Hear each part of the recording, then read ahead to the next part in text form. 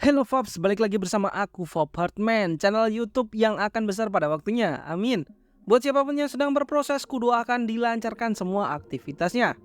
Kali ini aku akan menceritakan alur cerita film yang kata saudara saya bernama Iksan itu bagus. Judulnya Dear Ex, adalah sebuah drama thriller psikologis yang berfokus pada kehidupan Baek Ajin, seorang aktris papan atas yang terkenal karena kecantikan dan kesuksesannya yang gemilang. Namun di balik citra publiknya yang sempurna, Ajin menyembunyikan kepribadian psikopat yang kelam dan manipulatif yang terbentuk akibat masa lalunya yang traumatis dan penuh kekerasan.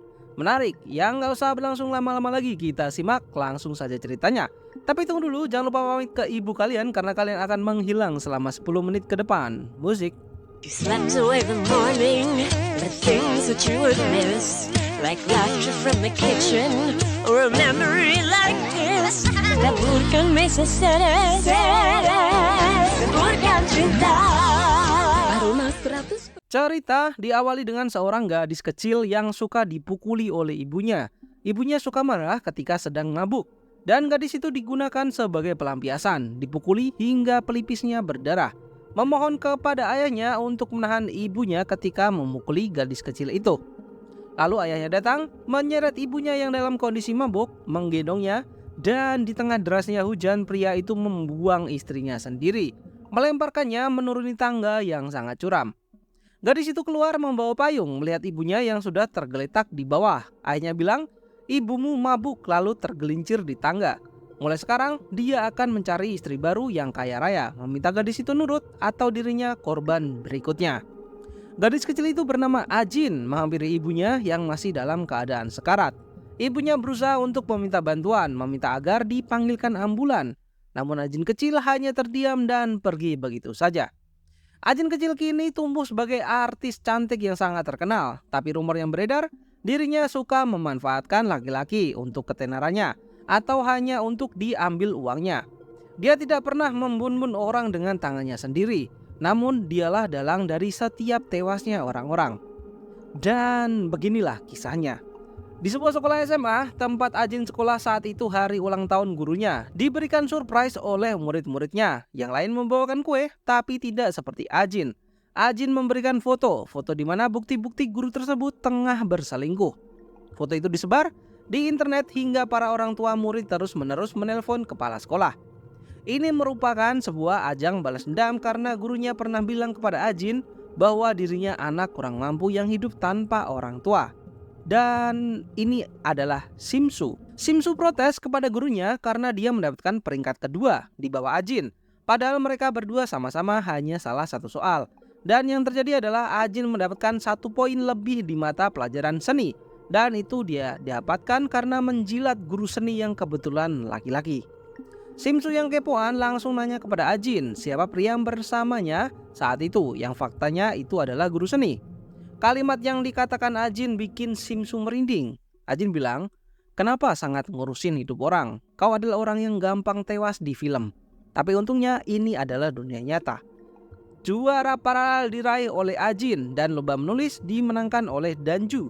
Danju udah masuk dalam penjara Ajin. Jadi yang harusnya lomba debat Simsu dan Danju. Danju dengan sukarela memberikan posisi itu kepada Ajin. Rapat untuk debat pun dilakukan, terdapat 4 perwakilan dan masing-masing mendapatkan tugasnya masing-masing. Bahkan ketika Ajin memberikan masukan aja, Simsu nggak berani menolak itu ataupun menyanggahnya. Senyumannya Ajin kayak senyuman seorang psikopat.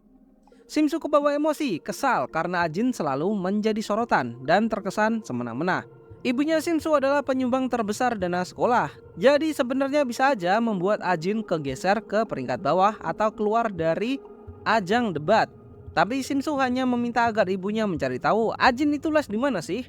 Ibunya menyangkal nggak mungkin dia mampu membayar les karena nggak mampu dan nggak punya orang tua juga. Yang terjadi adalah Danju membantu Ajin untuk belajar, sering membawakannya makanan juga untuk dimanfaatkan tentunya. Ajin menemukan surat cinta Simsu kepada Danju. Danju nggak ingin membalas, jadi Ajin yang ambil alih. Esok harinya kabar kalau Ajin itu yatim piatu menjadi hot topic di pagi ini. Pastinya dari mulut Simsu. Parahnya lagi Ajin dikeluarkan dari lomba debat karena ortu Simsu melarang. Jadi hanya 3 orang yang akan berangkat. Gak cukup di situ, Di kelas, Simsu membanggakan kedua orang tuanya yang sangat terkenal kepada teman-teman sekelas. Simsu menghampiri Ajin dan inilah yang terjadi. Singkatnya, sekolah mereka didiskualifikasi dari lomba debat presiden. Karena apa? Ada berita di internet tentang salah satu orang tua siswa, tentu ini adalah orang tua Simsu, yang menyuap juri. Siapa lagi kalau bukan Ajin yang membongkar itu. Di kamar mandi menelpon ibunya, menceritakan semuanya. Ajin masuk setelah itu. Kini mereka benar-benar saling benci dan merencanakan untuk membalas dendam. Melihat Ajin masih di dalam kamar mandi, Simsu mencocokkan tulisan surat cintanya dengan tulisan Ajin yang mirip dan tahu kalau surat cinta yang kepada Danju, Ajinlah yang membalas.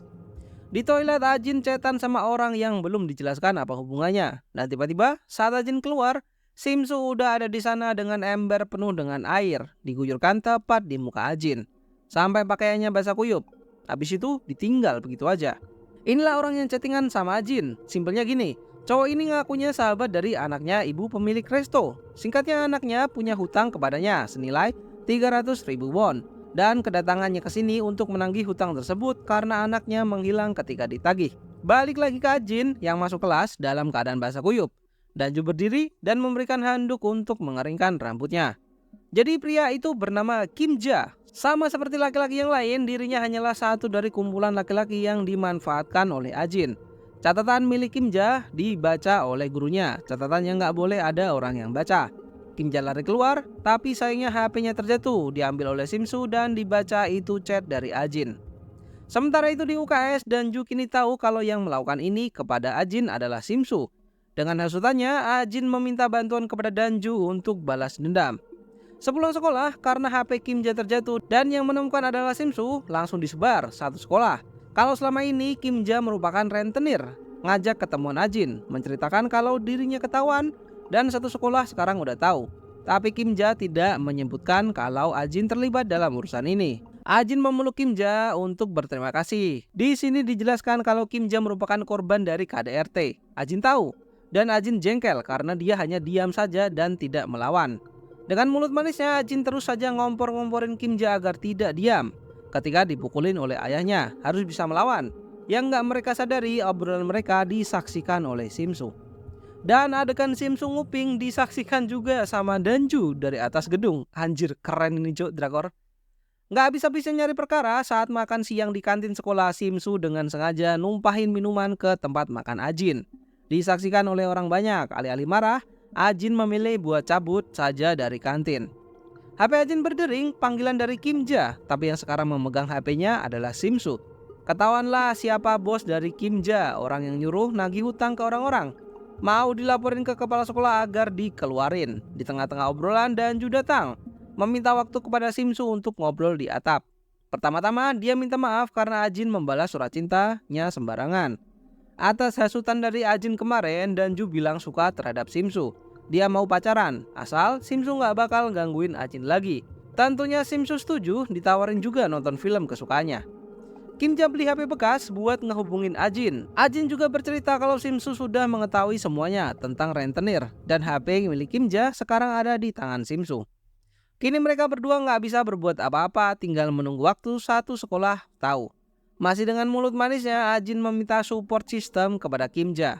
Keesokan harinya, bendahara narik uang untuk bulanan, tapi nggak narik Ajin. Bukan senang, dia ngerasa itu perlakuan rasis karena anak yatim piatu. Dikasih taulah siapa yang nyebar rumor itu. Ajin sengaja deketin Simsu agar tahu nomor seri kunci gembok miliknya. Mengirim pesan kepada Kim Ja, memberitahu digit angkanya. Lakukanlah ketika jam olahraga. Biar ku jelaskan apa yang mereka rencanakan. Hari Jumat, jam olahraga, Danju meminta Simsu untuk pergi ke kelas diam-diam. Di sisi lain, Ajin gak ikut jam pelajaran olahraga dan menemui guru seni. Simsu izin sakit perut ke UKS padahal mau ke kelas atas suruhan Danju tadi. Di kelas, di papan tulis ada tulisan, datanglah ke ruang seni. Jangan lupa hapus tulisan ini. Simsu keluar, Kim Ja masuk. Nyokolong duit bendahara tadi, ditaruh ke lokernya Simsu. Dia tahu kodenya dari Ajin kemarin. Balik ke Ajin, di ruang seni sama guru seni, minta buat megang tangannya. Ngepas Simsu datang, ngelihat kejadian ini. Tapi Simsu dengarnya hanya ketika Ajin bilang, aku akan melakukan apapun yang bapak minta. Jam pelajaran olahraga selesai, bendahara panik karena tiba-tiba uang kelas di amplop hilang. Kecurigaan teman-temannya pasti ada di Simsu karena ketika anak-anak pada masuk, Simsu yang udah di kelas duluan. Ketambah, dia izin ke guru olahraga sakit, tapi nggak di UKS, malah duduk di kelas. Dituduh begitu, Simsu tentunya marah, langsung dibuka isi tasnya, dikeluarin semua, tapi nggak ada apa-apa. Lalu, Kim Ja yang juga ada di sana meminta untuk menggeledah lokernya. Nggak ada barang penting kok sampai digembok segala. Simsu yang menolak membukanya langsung ditendang itu gembok sama Kim Ja sampai rusak. Dan di dalam loker terdapat HP milik Kim Ja tentunya dan juga amplop berisi uang bendahara kelas. Dengan bukti-bukti yang ada, Simsu nggak bisa ngelak. Semua orang tertuju padanya. Semua bukti-bukti yang dia kumpulkan sudah lenyap. Ajin terlalu pintar. Melihat keramaian, para guru pun masuk, guru seni dan wali kelasnya. Langsung Simsu nuduh guru seni ada hubungan asmara dengan Ajin. Padahal yang terjadi, guru seni akan menikah dengan wali kelasnya. Satu-satunya alasan yang bisa dia katakan adalah dia pergi ke kelas adalah suruhan dari Danju. Danju mengelak dirinya sejak pelajaran olahraga bersama ketua kelas di gudang. Sambil membisikkan, inilah yang terjadi jika mengganggu Ajin. Simsu pun ditarik keluar oleh guru seni. Adegan barusan semua udah direkam dan kini sedang proses diupload ke internet. Dan di sini dijelaskan berita-berita, artikel yang ada di internet semua adalah perbuatan dari Kim Ja. Citra Simsu di sekolah kini menjadi jelek. Kelicikan Ajin dengan semua orang yang dimanfaatkan olehnya membuat Simsu kalah telak. Inilah akibatnya jika mengganggu Ajin. Padahal sebelumnya sudah diperingatkan untuk tidak mengusiknya. Namun Simsu selalu mencari gara-gara. Ingat ibu guru yang di awal film yang dikasih kue hadiah juga dibongkar kasus perselingkuhan yang ternyata beliau selingkuh dengan ayahnya Simsu. Makin kaget gak tuh? Walaupun dulunya Ajin sering disiksa ibunya, kini dirinya sering pergi untuk menemui makam ibunya yang kini udah jadi abu yang disimpan di bejana. Ngobrol kesana kesini tentang guru seninya, tentang kehidupannya di sekolah, tentang reinkarnasi. Ibunya emang kejam sih, doyan banget mabok. Sejak kecil Ajin udah disuruh mencuri 2 botol minuman di minimarket. Melanjutkan setelah tewasnya ibunya Ajin yang didorong oleh ayahnya, air mata buaya keluar. Ayahnya menepati janjinya untuk mencari ibu baru yang lebih kaya raya, pindah rumah. Berpesan kepada Ajin jika dia nurut apa yang dikatakan ibu tirinya, dia diperbolehkan hidup di rumah ini hingga dewasa. Mereka masuk ke dalam rumah. Di sini dijelaskan ternyata ayahnya menikah dengan ibu dari Danju. Walaupun gak sedarah, bisa dibilang Danju dan Ajin adalah saudara. Mereka berdua sudah merencanakan semua ini, tapi karena harga rumah warisan tidak begitu mahal, ayahnya Ajin berniat untuk merekam video Ajin untuk dijual, eksploitasi anak. Lalu ketika video udah banyak, Ajin akan dikirim ke panti asuhan, dan Ajin kecil harus mendengarkan itu semua dari balik pintu kamar orang tuanya. Kita balik di tahun sekarang, meneruskan adegan Simsu pulang sekolah habis bertemu Ajin. Ayahnya Ajin ternyata masih hidup, datang ke sekolah untuk mencari Ajin, bertemu dengan Simsu. Mendengar dari obrolan bahwa orang yang di depan adalah ayahnya dari Ajin, Simsu pun bersemangat. Di sisi lain, Kim Ja menemukan buku harian Simsu yang isinya adalah catatan mengenai nilai-nilai orang yang dia temui. Nilai terbesar A+, dan paling buruk D. Mereka berniat untuk ngasih tahu ke semua teman sekelasnya. Dan uniknya, ada nama Kim Ja juga dengan status tak tersentuh. Telepon berbunyi, itu dari Simsu yang ngasih tahu kalau ayahnya sekarang berada di gerbang depan sekolah. Ajin berlari, tapi Kim Ja enggak. Adiknya ngirim pesan agar segera pulang karena ayahnya menyiksanya. Ayahnya masuk ke dalam area sekolah memanggil nama Ajin keras hingga menjadi pusat perhatian. Untungnya Danju datang karena secara hukum Danju juga anaknya, jadi dipanggil ayah. Memintanya untuk pergi dan akan ngasih uang. Setidaknya ini menyelamatkan Ajin dari citra yatim piatunya. Dan karena udah salah ngira ayah Ajin, Simsu yang terlanjur malu makin dianggap tukang tipu oleh teman-temannya. Ajin pergi sengaja menjatuhkan buku harian dari Simsu yang isinya penilaian yang terhadap orang-orang. Ditemulah sama temennya, diambil dan dibaca. Pindah ke sisi Danju dulu, ngambil duit, dikasihlah uang itu ke ayahnya dengan syarat jangan pernah sekalipun menampakkan dirinya lagi di hadapan Ajin. Masih dengan traumanya, Ajin yang juga berada di sana hanya terdiam saja tanpa sepatah kata pun. Ayahnya pergi setelah mendapatkan uang, tiba-tiba ada seorang wanita. Dia adalah Mary dari Long Star Entertainment. Entah tahu nama Ajin dari mana, Mary berniat menjadikannya artis. Sayangnya Ajin menolak karena nggak tertarik melakukan hal-hal tersebut. Kembali ke Kim Ja, nasib baik dia sampai ke rumah tepat waktu. Ayahnya udah nodongin pisau ke arah adiknya yang masih kecil. Kim Ja mencoba untuk menyadarkan akal sehat ayahnya dan tanpa sengaja Kim Ja mendorong ayahnya hingga jatuh dengan pisau yang menusuk dadanya.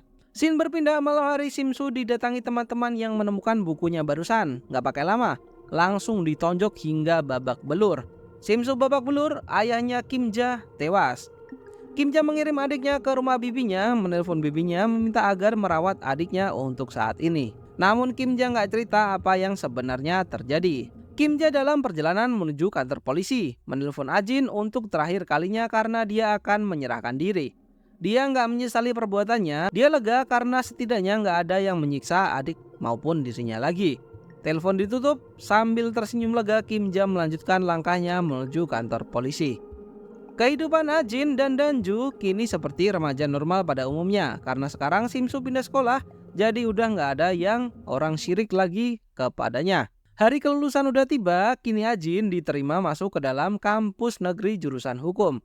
Sedangkan Kim Ja ketika sedang di sidang teringat semua ucapan dari Ajin. Ajin selalu menyemangati Kim Ja bahwa dia dibutuhkan. Dia itu bukan sampah. Bahkan Ajin juga nyuruh Kim Ja untuk berhenti mencuri. Ajin baik loh sebenarnya. Kim Ja pun dihukum 3-5 tahun penjara. Dan ayahnya Ajin masih nggak berubah, masih suka main kartu, buang-buang duit, nggak ada hasilnya. Jadi nyari Ajin lagi untuk minta duit. Danju mempunyai kakek yang sangat kaya raya. Karena kuliah butuh biaya, dia minjam duit kepada kakeknya untuk biaya kuliah Ajin dan berjanji akan mengembalikan setiap sennya dengan bunga. Kakeknya ngasih penawaran setiap 2 bulan kakeknya pergi ke Jepang untuk pengobatan. Nah, selama itu dia meminta Danju untuk jadi walinya, maka bunga akan dihapus. Di sini dijelaskan ayahnya Ajin pernah masuk penjara dan beberapa bulan setelah itu Ajin memutuskan buat keluar dari rumah dan hidup sendiri dibantu oleh Danju. Ayahnya Ajin menemui istrinya, belum dijelaskan mereka masih berstatus menikah atau cerai. Tujuannya ke sini untuk mencari tahu tempat tinggal Ajin yang sekarang. Berkat bantuan kakeknya, Danju mendapatkan uang cash untuk bantuan biaya Ajin sekolah. Dengan bayaran dia harus ikut setiap kali kakeknya pergi ke Jepang untuk berobat. Di sisi lain ayahnya Ajin udah tahu di mana tempat tinggalnya sekarang dan langsung disamperin. Sesampainya di rumah, Ajin terkejut melihat ayahnya yang kini berada di dalam tempat tinggalnya. Ingin menelepon polisi, tapi ayahnya langsung memukulnya, menendang. Uang pemberian dari Danju berhasil diambil. Kita diberikan flashback Danju kecil. Ajin kecil sangatlah peduli dengan Danju. Ketika dia sakit, Ajinlah yang merawatnya. Danju yang demam menceritakan tentang ayahnya yang tewas dan sopirnya yang tiba-tiba hilang tanpa berpamitan. Esok harinya Danju akan dibawa ke dokter untuk periksa. Ajin diminta mengantar makanan ke kamar ibunya. Dan inilah yang terjadi. Ajin kecil sadar kalau rahasia ibunya adalah Danju bukanlah anak kandung mereka. Ayah kandung asli Danju adalah sang sopir.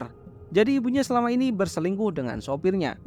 Ajin kecil udah mengancam jika dia mengirim Ajin ke panti asuhan, maka rahasia bahwa ayahnya Danju adalah sopir selama ini akan dibongkar. Sejak kecil memang sudah manipulatif sih ini si Ajin. Dia bilang kepada Danju kalau ibunya itu sebenarnya tidak sayang kepadanya. Intinya ibunya difitnah habis-habisan di depan Danju. 왜 그러겠어? Karena merasa diancam, ibunya nelpon ayahnya Ajin. Kalau Ajin nggak dimasukkan ke dalam panti asuhan, pernikahan mereka nggak bakal sah atau bahkan dibatalkan. Ajin kecil mendengar itu semua, ibunya yang udah terbawa emosi dengan sikap Ajin menyeretnya. Ajin berteriak meminta pertolongan dari Danju. Danju terbangun. Anak sekecil itu melihat adegan yang mengerikan. Ibunya mencelupkan Ajin ke bak kamar mandi dan terjadilah aksi kejar-kejaran. Di lantai atas, Ajin mengancam ibunya akan loncat. Dia nggak bakal tewas, hanya meloncat. Hanya akan luka-luka. Dengan posisi hanya ibunya yang ada di lantai atas, maka Ajin yang terjatuh dari lantai atas adalah perbuatannya. Ajin pun melompat dan berakhir di rumah sakit. Setelah melihat adegan tragis semalam, Danju kecil pun mulai menanamkan mindset di mana hanya Ajinlah orang baik yang ada di rumahnya. Kembali pada tahun sekarang, Ajin terbangun di rumah sakit dengan Danju yang berada di sampingnya. Berita buruknya, Pendaftaran ditutup 2 hari lalu dan Ajin telat mendaftar. Jadi penerimaan mahasiswa baru dibatalkan.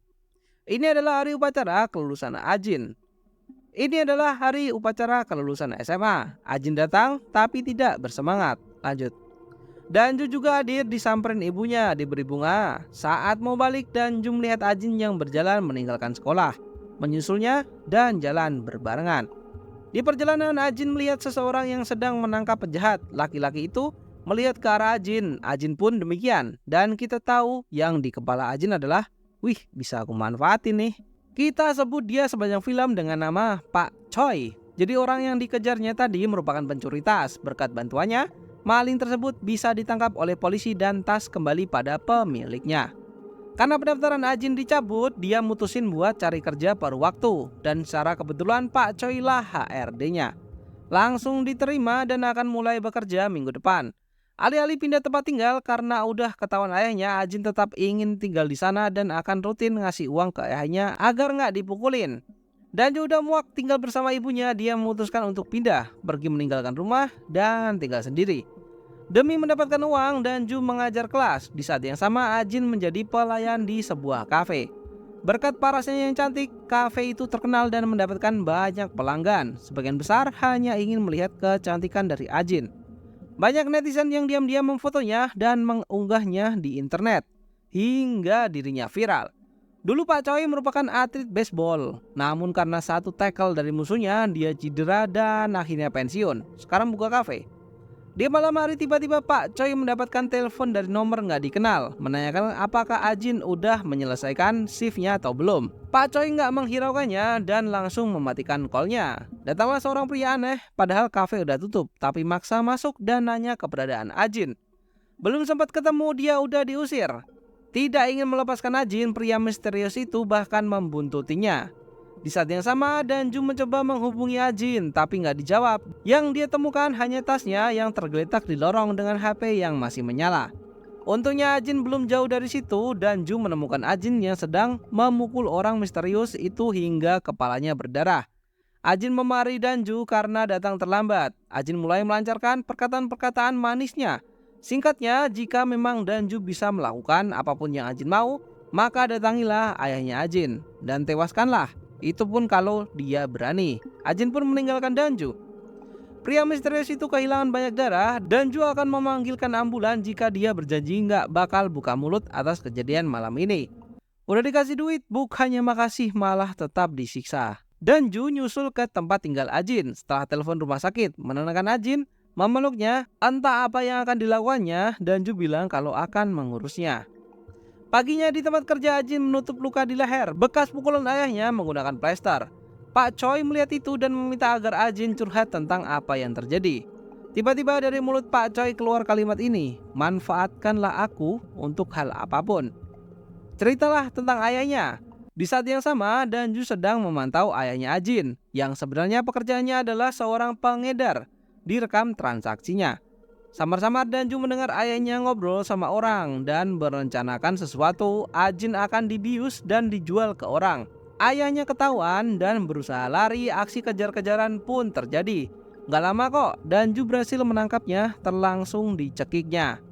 Polisi pun datang karena yang dilihat adalah Danju mau memukul ayahnya pakai batako. Jadi dilihat dari posisi ini, Danju lah yang tidak diuntungkan. Bertiga dibawa ke kantor polisi bersama Ajin juga. Tapi malah ini yang terjadi. Ajin bilang kalau Danju adalah saudara tiri setelah pisah. Dia terus menguntitnya hingga melakukan kekerasan dengan bekas di lehernya. Karena ayahnya tahu, maka Danju menyerang ayahnya. Bahkan bukti rekaman yang ada di HP-nya udah dihapus oleh Ajin. Sumpah cuy, ini cewek manipulatif banget. Setelah ayahnya pergi, Ajin meminta detektif untuk ngobrol dulu sebentar. Walaupun kini Danju pelaku dan Ajin korban, mereka tetap pernah menjadi saudara. Alasan Ajin menuduh Danju adalah jika ayahnya dipenjara tetap akan keluar dalam beberapa tahun. Karena yang diinginkan Ajin adalah jasadnya ayahnya. Maka Ajin akan melakukannya sendiri tanpa bantuan Danju. Kalau menurutku dia akan pakai Pak Choi sih. Di kediamannya, Ajin membuat plester palsu di pelipisnya. Nah, keesokan paginya pas di kerjaan, orang-orang di kafe nggak bakal percaya kalau itu hanya karena luka terjatuh. Ajin beralasan ada orang penguntit akhir-akhir ini yang ngikutin dia, dan karena nggak ada bukti kuat, polisi nggak bisa nangkep. Dan luka itu akibat perkelahian dari sang penguntit. Fakta Danju di penjara dijadikan alasan dia sekarang lagi di rumah kakeknya, jadi nggak bisa melindungi Ajin. Selama Danju masih di rumah kakeknya, Pak Choi yang akan ngantar Ajin pulang ke rumah, diberi semprotan merica untuk perlindungan. Dari cerita-cerita Pak Choi, Ajin yakin bahwa Pak Choi lah orang dewasa yang bisa dimanfaatkan untuk saat ini. Setelah sampai di kediaman Ajin, Pak Choi sangat prihatin dan menyarankan agar pindah ke dekat kafe. Akan dibiayai untuk bulan pertama, anggap aja pesangon kerja. Tiba-tiba Ajin terkejut karena ada bangkai tikus di depan pintu. Dan pria penguntit itu masih saja datang. Ketahuan langsung lari dikejar Pak Choi. Sayangnya penguntit itu berhasil lolos. Sebelum pergi, Pak Choi meninggalkan pemukulnya untuk jaga-jaga barangkali penguntit itu datang kembali. Rekan kerja Ajin melihat Ajin di minimarket. Ada sang penguntit juga, tapi pandangannya sedikit kabur akibat mabok. Entah apa yang direncanakan Ajin, dirinya mengirim pesan kepada ayahnya untuk datang ke rumah, akan dikirim uang besok jam 8 malam. Esok harinya di tempat kerja Ajin didatangi oleh Mary. Ingat Mary kan? Yang punya Star Entertainment. Yang nawarin jadi artis, tapi Ajin nolak. Kedatangan Mary masih sama, mau ngajakin Ajin jadi artis, tapi masih sama juga. Ajin menolak alasan ada keluarga yang perlu dirawat. Ajin bercerita kalau semalam dirinya nginep di rumah temannya karena takut. Lalu pagi hari setelah kembali, keadaan kamarnya acak-acakan, seperti ada yang masuk ke dalam dengan paksa. Yang faktanya ya diacak-acak sendiri. Dan untuk malam ini, Pak Choi meminta Ajin untuk nginap di rumahnya saja untuk alasan khawatir Pak Choi bisa tidur di rumah orang tuanya atau temannya hanya sampai Danju balik.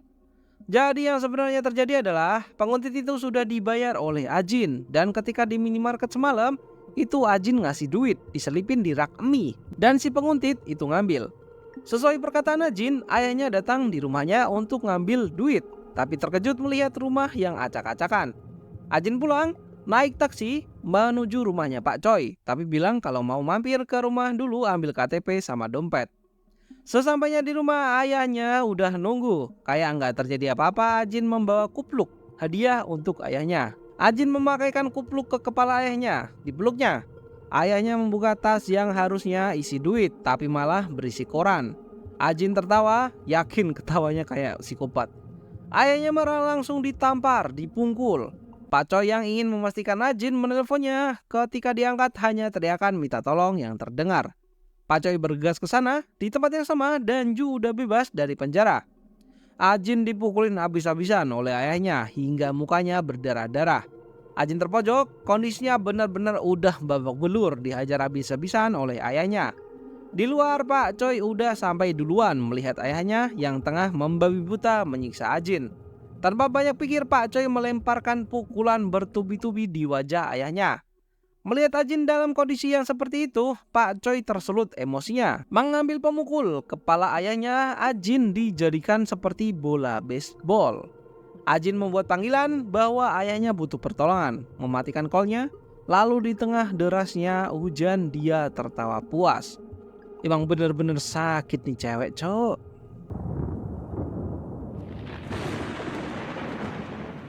Ayahnya tewas, Ajin mengambil kupluknya, menyobeknya, dan membuang di kloset untuk menghilangkan barang bukti.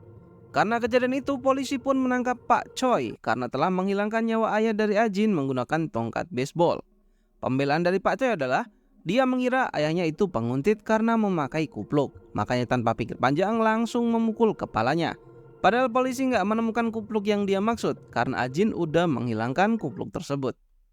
Setelah Pak Choi sadar, pria yang dipukulnya bukan penguntit yang pernah dia lihat, Pak Choi mengeluarkan HP-nya untuk menelpon ambulans, tapi dilarang oleh Ajin dan bilang kalau itu ayahnya, serta meminta Pak Choi agar pergi saja. Karena tidak punya bukti dan pembelaan apa-apa, Pak Choi hanya bilang kalau dia panik saat itu dan memilih untuk lari saja. Detektif ini lebih pintar daripada Ajin. Setelah mendengar semua pengakuan dari Ajin, detektif itu nggak percaya 100%. Dan yang dia percaya adalah Pak Choi memukul ayahnya Ajin sebagai bentuk perlindungan diri. Dan otak dari semua ini adalah ya Ajin sendiri. Karena balas dendamnya besar terhadap ayahnya. Motifnya untuk membunuh lebih besar ketimbang Pak Choi yang bukan siapa-siapa. Detektif ini curiga kalau semua tragedi ini adalah dalangnya Ajin, makanya akan diusut sampai tuntas. Dan malam harinya, detektif itu kembali ke kediaman Ajin yang juga sebagai TKP untuk mencari informasi lagi. Namun yang nggak dia sadari, Danju yang udah bebas dari penjara membuntutinya. Detektif itu mengambil sikat gigi, mengorek air kloset, dan seketika dilihat lebih jelas terdapat sobekan-sobekan kecil kain yang diduga sebagai kupluk barang bukti. Esok harinya, Ajin yang sudah keluar dari rumah sakit didatangi oleh polisi. Kini dirinya dinyatakan sebagai pelaku dari pembunuhan ayahnya sendiri. Pak Choi sudah dijelaskan secara runtut apa yang sebenarnya terjadi, tetapi dirinya tetap saja kepikiran tentang nasib Ajin yang bisa saja dipenjara. Ajin dibawa ke kantor polisi, semua kejadian yang dia lakukan direka ulang secara runtut. Dari Ajin mengirim pesan kepada ayahnya untuk mengambil uang jam 8 malam. Dirinya mengirim dan menelepon Pak Choi, semuanya diulang dengan jelas. Dan bukti lain adalah sikat gigi yang ternyata terdapat serabut kain dari kupluk yang dia hilangkan di TKP. Detektif itu menyadari ketika Pak Choi memukulnya itu masih bisa selamat. Tapi ternyata ditemukan fakta di mana ayahnya dipukul lebih dari sekali. Yang tentunya kecurigaan itu tertuju pada Ajin. Biar gue jelaskan apa yang terjadi. Sebenarnya detektif barusan sudah merencanakan bagaimana caranya agar Pak Choi bebas, dengan CEO yang akan mempekerjakan Pak Choi kembali main baseball. Bukti rekaman dan foto ada di HP-nya Ajin.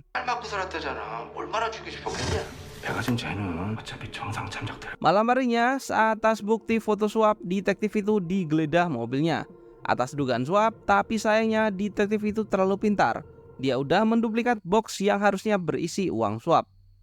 Rencana Ajin tidak berjalan mulus karena tidak ada bukti. Ajin didatangi oleh asistennya Mary. Ku reminder lagi, Mary adalah orang yang punya Longstar Entertainment yang selalu ngajak Ajin buat menjadi artis bawahannya.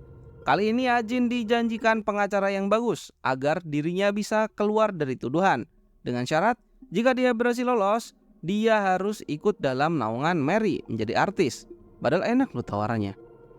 Detektif mendatangi partner kerja Ajin dan mendapatkan informasi baru, di mana penguntit yang sebenarnya memakai kupluk pernah satu minimarket dengan Ajin, dan anehnya Ajin tidak takut sama sekali.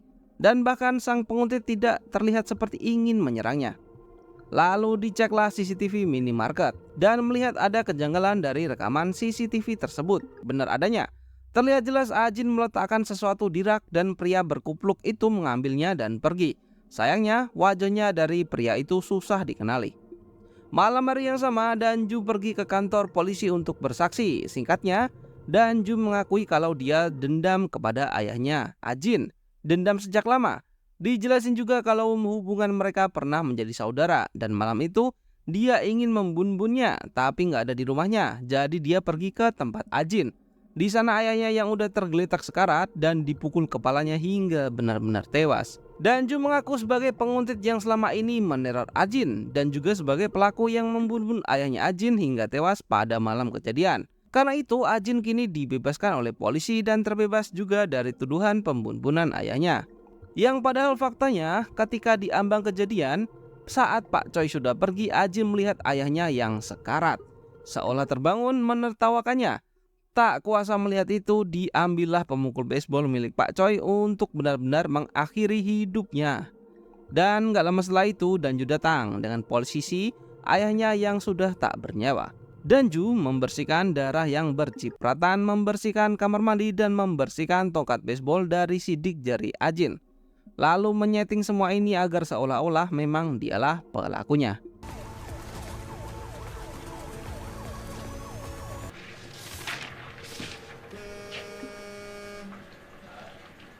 Tapi polisi tidak sebodoh itu. Mereka menemukan bukti di mana Danju salah menyebutkan jam, yang faktanya berbeda dari ceritanya. Danju ketahuan bohong, motifnya sudah diketahui, yaitu untuk melindungi Ajin, yang dari kecil sudah sangat menderita. Sudah mengalami banyak penderitaan, Danju akan menanggung resiko semua itu. Sayangnya walaupun sudah ketahuan kalau Danju berpura-pura dan seakan-akan dialah pembunuhnya, kasus sudah ditutup sebagai pembunuhan benda tumpul yang dilakukan oleh Pak Choi dan akan segera diserahkan kepada jaksa. Sementara itu Ajin sudah keluar dijemput oleh asisten Mary.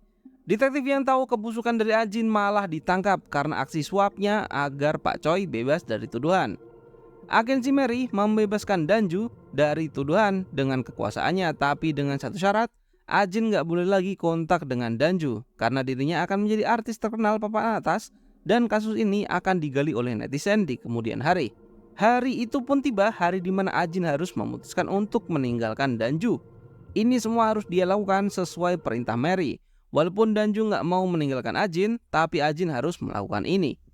Scene berpindah menampilkan berbulan-bulan setelah itu, Ajin kini sudah menjadi artis terkenal di bawah naungan Mary. Karakter baru sesama artis, kita sebut dia In Gang, yang membantu Ajin di red carpet ketika gaunnya terselip sepatu high heel-nya. Ajin kini benar-benar sangat terkenal membintangi iklan dan juga main film. Di waktu yang sama di tempat lain, Danju hanya bisa melihat Ajin dari layar kaca. Begitu pula Kim Ja yang kini sudah terbebas dari penjara.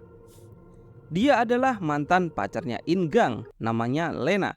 Walaupun udah disuruh jangan datang, tapi mantannya tetap sering datang. Alasannya karena kode pintunya nggak diganti, jadi merasa bahwa In Gang ngajakin udahan itu nggak serius. Dia merasakan kalau tatapannya Ajin sangatlah tajam. Dari wajahnya saja, udah merasa kalau Ajin hanya suka memanfaatkan orang.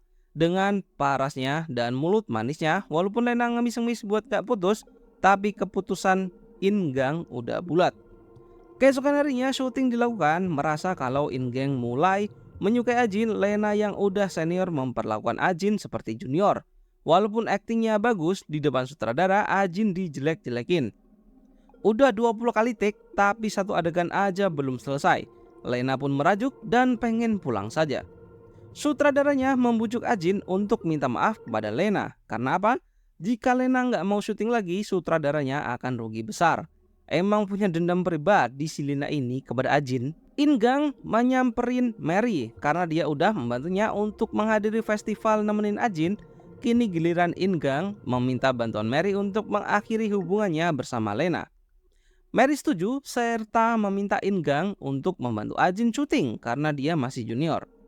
Mary mendatangi Lena, intinya lunaklah sama Ajin, atau kalau bertingkah, kasus dia mabok dan ugal-ugalan saat menyetir akan tersebar ke media.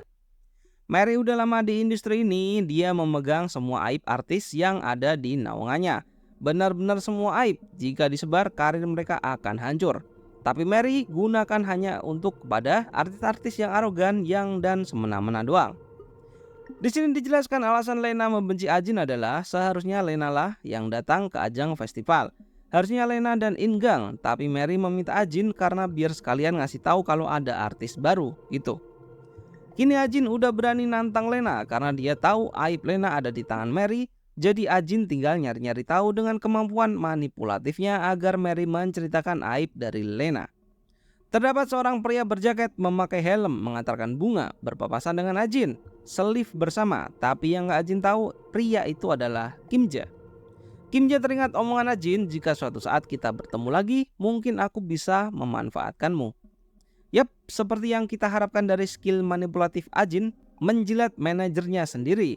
Manajernya yang juga udah terbuai dengan mulut manis Ajin gak sengaja bilang kalau ada berkas rahasia di lacinya Mary yang berisi aib-aib para artis. Ajin jadi artis terkenal dan Ju kini juga menjadi penulis terkenal, bukunya laris manis. Karir ibunya Danju udah mulai meredup, bahkan kini dirinya kelilit hutang kepada rentenir. Meminta uang pinjaman kepada ayahnya, yaitu kakeknya Danju, tapi ditolak. Diusir, nggak mau ngelihat mukanya lagi di hadapannya. Di waktu yang sama, di sisi lain, Kim Ja memberikan uang kepada bibinya. Itu uang untuk biaya karena dirinya udah mau ngasuh adiknya. Tapi bibinya punya pikiran lain. Bibinya melarang Kim Ja untuk bertemu adiknya, takutnya adiknya trauma melihat kakaknya yang udah membun-bun ayahnya sendiri. Dan udah dikasih rekening juga kalau mau ngirim uang. Dan inilah adiknya Kim Ja, kini udah besar, udah masuk SMA, padahal dia ingin sekali ketemu dengan adiknya. Esok harinya Danju menemui penerbit untuk buku terbarunya yang gak dia sadari ibunya membuntutinya dari belakang. Di sini juga bertepatan dengan syuting adegan drama yang dibintangi oleh Ajin. Untuk pertama kali dalam bertahun-tahun, Ajin melihat sosok Danju lagi. Matanya saling bertatapan. Gak lama dari itu ibunya Danju muncul dan menggandengnya keluar. Lena melihat itu dan langsung berasumsi kalau mereka pernah dekat. Lena pun meminta manajernya untuk membuat artikel di medsos tentang Lena yang suka dengan buku milik Danju, bahkan ingin berkenalan dengan penulisnya. Dulu ibunya Danju berjanji akan minta maaf pada Ajin atas apa yang telah dia lakukan.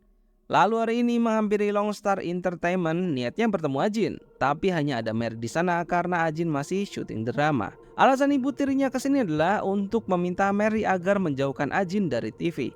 Ibu tirinya juga membeberkan semua kebusukan dari Ajin tentang ayahnya, tentang orang-orang yang telah dia manfaatkan.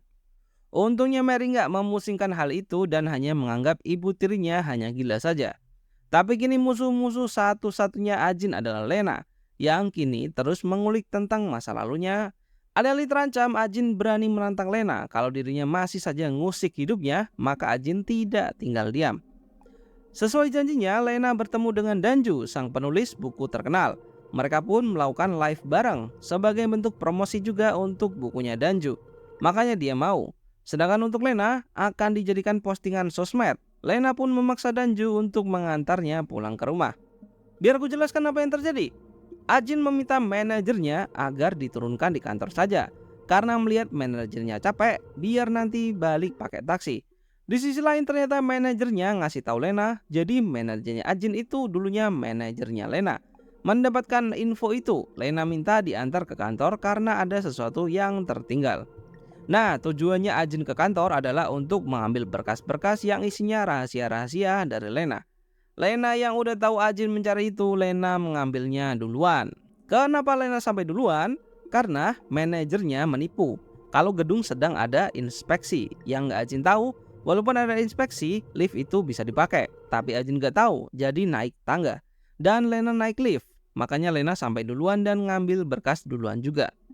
Lena memaksa Ajin untuk berlutut dan meminta maaf. Dengan itu aibnya nggak bakal disebar. Tapi Ajin nggak mau. Lena pun menampar, memukul Ajin, dan itu semua disaksikan oleh Danju. Danju hanya diam dan pergi begitu saja bersama Lena. Di bar, Lena mengajak Danju untuk datang ke ulang tahun redaksi. Karena Ingang, mantannya, Lena juga datang. Niatnya agar dia cemburu dan juga bakal ada Ajin di sana. Malam pesta ulang tahun pun tiba, ada Ajin, Lena, Ingang, dan sambutan dari Mary. Namun di tengah-tengah sambutan tiba-tiba kepala Ingang pusing mengambil obatnya yang berceceran. Didatangi oleh Ajin yang membawa air putih. Tawaran dari Lena diterima sesuai janji dan Ju pun datang ke pesta. Tujuannya buat Ingang cemburu, tapi Ingang aja bodo amat. Sambil mengucapkan terima kasih kepada Ajin karena udah ngasih air putih. Saat adegan drama diputar di layar, tiba-tiba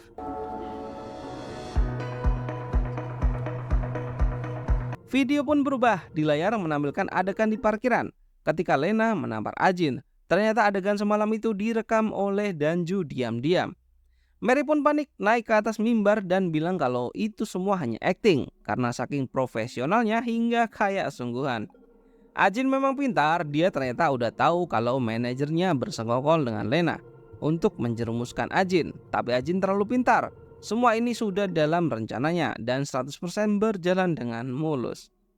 Merasa di atas angin, Ajin pun memperingatkan Lena jika dirinya mengusiknya terus, videonya akan disebar dengan judul "Aktris Senior Menampar Aktris Junior". Ingat detektif yang menyelidiki kasusnya ayahnya Ajin yang dipenjara karena kasus suap, kini dia udah bebas dan ingin balas dendam kepada Ajin. Dan lagi-lagi adegan Ajin ngobrol sama detektif dilihat oleh Lena.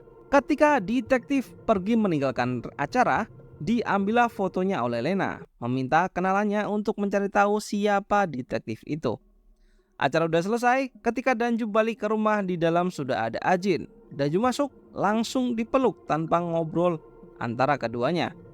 Ajin meminta bantuan Danju, targetnya kali ini adalah Ingang. Gimana caranya agar Ajin dan Ingang berpacaran? Lena mengirim pesan kepada Ingang, isinya peringatan agar menjauh dari Ajin karena dia psikopat. Pagi hari tiba, Ajin menginap di rumahnya Danju. Taksi berhenti di depan rumahnya. Penumpangnya adalah ibunya Danju. Amarahnya tersulut melihat Ajin yang ada di dalam rumahnya. Danju balik tepat waktu, kalau nggak udah bonyok itu Ajin. Ajin pun mengalah dan memilih untuk pergi. Danju yang nggak bisa melihat Ajin balik sendiri pun mengantarnya, meninggalkan ibunya di rumah. Malam harinya tiba-tiba Ajin mendapatkan telepon dari nomor tak dikenal. Itu adalah sang detektif. ngajakin ketemuan dengan Ajin untuk membicarakan obrolan yang belum selesai sebelumnya. Ajin dibawa menuju sebuah klub yang berisi orang-orang dugem. Di klub, detektif menunjukkan salah satu korbannya, seorang artis ternama yang karirnya hancur karenanya. Dan kini Ajinlah yang akan dihancurkan berikutnya. Di tempat yang sama Ajin bertemu dengan Ingang. Ajin menjelaskan bahwa dirinya dijebak oleh orang. Sebenarnya dirinya nggak ingin ke tempat seperti itu. Ingang tentu nggak percaya dengan alasan Ajin yang hanya seperti itu. Seolah-olah dia mau disuruh pergi kemanapun oleh orang nggak dikenal. Kimja kini bekerja dengan orang. Apa ya namanya? Intinya dia mau melakukan apapun dengan bayaran. Nah, orang ini yang ditelepon oleh Lena semalam meminta agar dia mencarikan informasi tentang sang detektif. Dan tugas pertama Kimja adalah itu. Kimja pun mulai melancarkan penyelidikan, pergi ke sebuah kedai yang sedang detektif kunjungi. Emang film, pastinya udah disetting. Kimja semeja dengan detektif karena semua kursi penuh. Emang dasarnya pencuri, dengan lihai Kimja berhasil mengganti HP-nya detektif dengan miliknya, mentransfer semua data-datanya ke flash disk. Untungnya tepat waktu karena detektif sadar kalau ponselnya tertukar. Setelah selesai makan pun, Kimja masih membuntuti detektif kemanapun ia pergi dan merasa curiga karena sang polisi bawa-bawa nama Ajin. Scene berpindah dan Ju mendapatkan telepon dari nomor nggak dikenal, ngajakin ketemuan untuk membahas kasus pembunuhan ayahnya Ajin bertahun-tahun lalu. Dan yang nelpon adalah Kimja. Bertemulah mereka sedang mendengarkan rekaman suara dari sang detektif yang akan segera menjatuhkan Ajin karena kasus pembunuhan tersebut. Alih-alih dijelaskan, Danju tetap saja membela Ajin yang jelas-jelas memang dialah dalang dari pembunuhan tersebut. Dari sinilah mereka berdua bersatu untuk menjatuhkan detektif korup itu demi menyelamatkan Ajin. Dibawalah Kimja ke rumah Danju yang juga ada Ajin di sana. Kimja yang tak kuasa menahan rindunya langsung memeluk Ajin. Mereka bertiga reuni kecil-kecilan, terlihat tawa dari Ajin, mendengar cerita-cerita dari Kimja yang bisa kita tahu kalau itu semua 100% palsu. Atas suruhan dari Ajin, kini Danju mengulik lebih dalam kehidupan dari Ingang, masa lalunya, karirnya, latar belakangnya. Ingang sebelumnya berprofesi sebagai MC musik, lalu beralih ke dunia akting, lalu dia menjadi depresi karena kerja keras sebagai kuda. Ingang suka mengunjungi neneknya di hari libur. Pagi harinya Ajin mengunjungi kuil di mana tempat neneknya Ingang berada. Biasa cari muka. Gak cuma itu aja, Ajin juga menghampiri tempat tinggal neneknya Ingang untuk memberi kue beras. Neneknya ingat kalau Ajin adalah orang yang kemarin dilihatnya di kuil. Ajin berkenalan dengan sebagai orang baru di apartemen ini. Ajin disuruh untuk masuk karena hari ini neneknya masak banyak. Karena hari ini memperingati meninggalnya putrinya. Menelpon Ingang juga kalau ada orang di rumah. Ingang mendengar itu langsung bergegas pulang. Gak perlu basa-basi, langsung meminta Ajin untuk pergi keluar. Penjelasan dari Ajin adalah manajernya pindah ke apartemen ini dan gak sengaja ternyata ada neneknya Ingang. Katanya kebetulan banget. Tentunya Ingang gak percaya. Ajin pun mengeluarkan Bachoto no Jutsu. Ingang ini orangnya baperan, apalagi kalau bawa-bawa masalah orang tua dan perasaan mental. Karena dia masih bersalah atas tewasnya orang tuanya, makanya bacotannya Ajin kena tuh di hatinya Ingang. Karena Ajin juga bilang kalau dia menyukai Ingang. Ingang memarahi neneknya karena membiarkan orang random masuk ke dalam rumah, karena banyak sekali orang jahat di industri ini. Neneknya minta maaf akan hal itu. Sebelum pergi, neneknya ngasih wejangan untuk tidak terlalu membebani pikiran dengan hal-hal nggak yang terduga. Ajin merasa hari ini dia menang karena Bachoto no Jutsunya berhasil dan tinggal lihat reaksinya minggu depan. Rencana Ajin adalah berpacaran dengan Ingang untuk menuju puncak lebih tinggi dan hanya untuk 1 tahun aja, nggak lebih nggak kurang. MC musik yang digantikan oleh Ingang mendatanginya bukan kebetulan, Ajinlah yang dimintanya. Dialah orang yang selama ini membuatnya depresi karena merasa bersalah telah merenggut posisinya. Ingang pun kini merasa Ajin sudah melewati batas. Dirinya selalu mengusik hidupnya, itu semua dicurahkan kepada Mary. Mary mendengar dan akan segera diurus masalah ini. Kini berita putusnya Ingang dan Lena sudah menjadi topik hangat di internet. Lena yang membaca itu merengek-rengek kayak orang gila. Scene berpindah kepada detektif yang udah siap dengan berkas-berkas Ajin. Tiba-tiba detektif dibius oleh Kimja, dibawa kabur menggunakan mobil. Detektif itu dibawa ke pematang sungai dan di depannya ada Danju serta Kimja. Ancam saling ancam, padahal tinggal satu kata doang Ajin akan hancur. Tapi sayangnya anaknya detektif terjerat kasus narkoboy di Amerika Serikat. Mau gak mau kasus Ajin dikubur jauh-jauh, pihak Ajin pun menang. Keesokan harinya nenek Ingang ngajakin ketemuan Ajin buat minta maaf soal kelakuan Ingang kemarin. Ajin melancarkan serangan kata-kata kepada neneknya agar luluh hatinya. Di samping itu Ingang juga kini mulai terngiang-ngiang sosok Ajin di kepalanya. Dan sesuai harapan Ajin, Ingang mengirim pesan minta maaf dan ngajakin makan malam besok jam 9. Ajin meminta Kimja datang ke apartemennya untuk meminta bantuan. Inilah yang terjadi. Kimja diminta membuntuti Ingang dan berpura-pura tertabrak olehnya. Itu satu-satunya cara yang paling gampang. Kalau rencananya cuma diminta buat ngulur waktu. Sebisa mungkin Ingang telat datang ke tempat perjanjian dengan Ajin. Sampai HP-nya Ingang kecemplung digorong-gorong karenanya. Di sisi lain di jam yang sama Danju ngajakin ketemuan Lena. Danju pun menceritakan kalau Ajin dan dia itu saudara tiri. Tapi Lena gak percaya. Danju pun memanfaatkan gak percayanya Lena dan bilang kalau dia menyukai Ajin. Balik lagi ke Ingang yang masih berusaha menepati janjinya datang menggunakan taksi. Sementara Danju gelut sama orang yang nguji tubuhnya Ajin. Ingang melihat Ajin masih setia menunggunya padahal lama membuat hatinya tersentuh. Padahal lama juga gara-gara rencananya. Ciumannya Ingang dan Ajin dipotret oleh reporter bayarannya Lena yang juga merupakan sepupu Lena. Juga dipotret oleh Kimja. Sepertinya memang udah direncanakan sih. Dan cuma memperingati Ajin untuk hati-hati karena reporter udah tahu hubungannya dengan Ingang. Esok hari foto Ajin dan Ingang udah kesebar di internet. Ajin menghampiri Mary. Mary menyarankan untuk mengakhiri ini semua karena akan kacau kalau tidak diklarifikasi. Alih-alih menerimanya, Ajin bilang kalau ini bukanlah cinta sesaat saja, melainkan cinta yang tulus. Ingang masuk ke dalam ruangan barengan dengan Ajin yang mau keluar ruangan.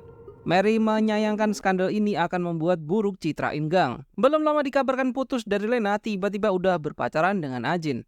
Tapi Ingang gak takut, dirinya kini udah terpenjara oleh Ajin dan masuk ke dalam perangkapnya. Beralih ke Ajin mengajakin ketemuan dengan reporter handal yang memfotonya, yang juga sepupu dari Lena. Kujelasin niat Ajin. Ajin ingin mengambil hati reporter ini, akan berteman dengannya dan menyudahi hubungan dengan kedekatannya dengan Lena. Dengan jaminan dia akan diberikan foto-foto kisah asmaranya dengan Ingang, yang itu akan membuat skandal makin viral. Dan netizen lebih suka hal-hal yang romantis. Ajin akan terus mengirim foto-fotonya tiap minggu agar reporter nggak membuntutinya terus. Esok harinya kisah percintaan Ingang dan Ajin menjadi topik hangat di internet. Hari ini juga manajernya Ajin akan melakukan kencan buta. Dan tak disangka-sangka Kim Jala pasangan kencan buta sang manajer. Sambil mengobrol, memanfaatkan sang manajer yang dalam kondisi mabuk, Kim Ja mengambil ponselnya dan merekam. Merekam semua aib-aib yang dilontarkan dari mulut sang manajer. Karir Lena kini sudah meredup karena videonya yang menampar Ajin udah tersebar ke media dan orang-orang percaya kalau itu bukanlah acting.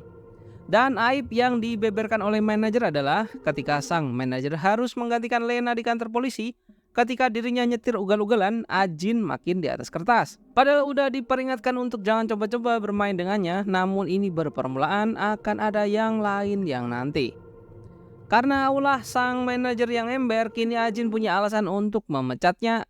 Emang udah direncanakan dari awal. Hubungan Ajin dan Ingang makin hari semakin terlihat romantis. Di live-nya pun, Ingang terang-terangan bahwa dirinya mencintai Ajin. Sementara itu Danju dan Lena kini juga sudah mulai akrab. Lena doang sih. Kalau Danju kan emang cuma pura-pura sama kayak Ajin. Film terbaru Ajin udah tayang dan hari ini adalah premier perdana dari film tersebut.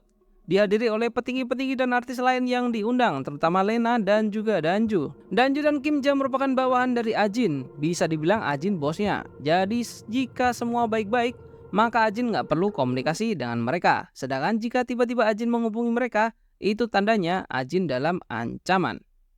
Pengobatan yang dilakukan kakeknya Danju tidak membuahkan hasil. Kondisinya semakin memburuk.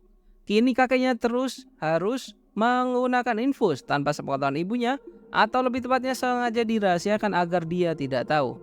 Ibu Danju memanggil teknisi kunci untuk membobol pintu rumah Danju dan menemukan berkas investasi Longstar Entertainment Gak butuh waktu lama, ibunya langsung menghampiri Ajin. Ibunya mengira ini semua adalah ulah darinya. Danju dipaksa untuk menginvestasikan dananya ke Longstar Entertainment.